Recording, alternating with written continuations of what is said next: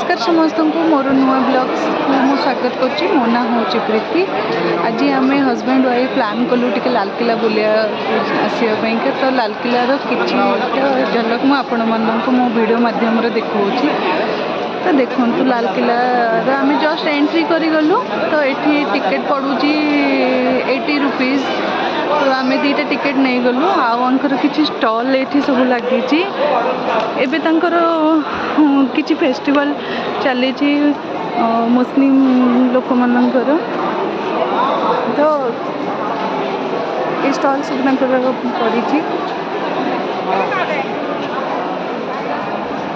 Foreigners माने भी आसुचंदी। Foreigners मानकर ये टिकेट हो 900। कितने सुंदर सुंदर सब स्टॉल लगी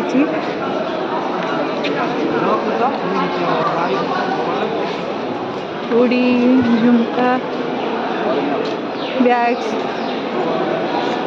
एपटे भी बहुत सारा जिनस लगी स्टॉल रे। एपटे प्राइस आ भितर टिके हाई रोचे प्राइस मार्केट अपेक्षा एबे टिके हाई रोचे। ये देखु मूर्ति गुड़ा तो कितनी बढ़िया बढ़िया डिजाइन मूर्ति सब तैयारी होती।